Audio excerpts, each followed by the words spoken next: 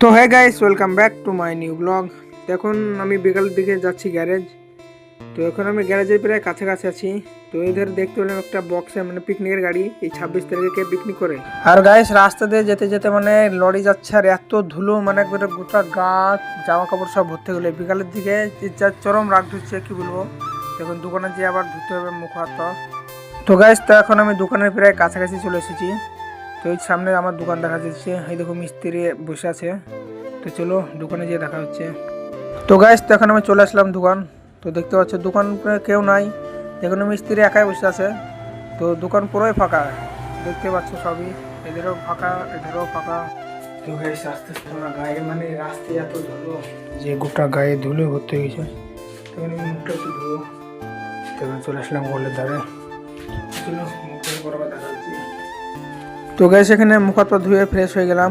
তো চলো এখন উপরে যাই, তো উপরে যেয়ে দেখা হচ্ছে। গাইস তো এখন আমি চলে আসলাম। তো এখন দেখো দোকানে কোনো কাজ আসেনি, মানে দোকানে তো কি করব, এখন বসে থাকে মোবাইল টিপে সময় কাটাই। তো কাজ আসলে তখন আবার কাজ করব। তো গাইস অনেকদিন ধরে মোবাইল টিপছি, বসে আছি, কিন্তু এখনো কোনো কাজ আসার নামই নাই। তো কি করব ভাবছি, একটা মানে রিলস ভিডিও শ্যুট করা আছে, তো সেটা এডিট করি। তো ভিডিওটা এডিট করার পর তোমার এই ব্লগে শো করে দেবো, তো তোমরা সে দেখে নিও। তো চলো এডিট করার লাগে।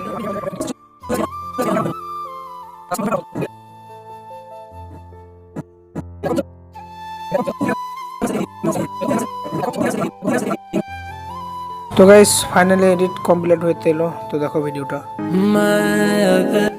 জীবনে অনেক মানুষকে বদলাতে দেখলাম, তবে ভাবিনি যে এভাবে বদলে যাবে আমার বেস্ট ফ্রেন্ডটাও। তার সাথে আমার রোজ হলেও একবার কথা হতো, কিন্তু এখন সে তো ফোন করে না, আবার আমি করলেও সে আর ফোন ধরে না।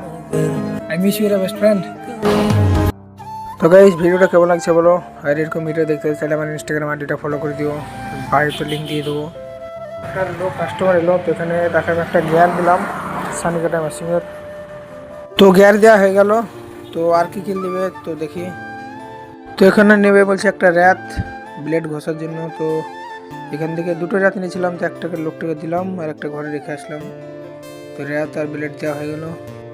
তো ওগুলো দেওয়া হয়ে গেলে ওখানে একটা ক্যারিতে ভরে নিল। তো লোকটা এখন টাকা মাকা দিয়ে এখন চলে গেল। তো গাইস এই লোকটা ছাড়া বিকেলে আর কোনো কাস্টমার আসেনি, একটা কাস্টমার এসেছিলো, তাছাড়া দোকান পুরো ফাঁকা।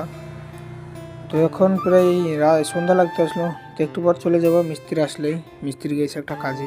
তো গাইস এখনো বসে থাকার পর কোনো কাজ আসলো না, তো এখন হাত পা ধুয়ে নিলাম, মানে যেটুকু কাজ করলাম সেজন্য। তো এখন দোকান পুরো ফাঁকা আছে। তো মিস্ত্রি আসলে আমি বাড়ির জন্য বেরিয়ে পড়বো। তো চলো তারপর দেখা হচ্ছে।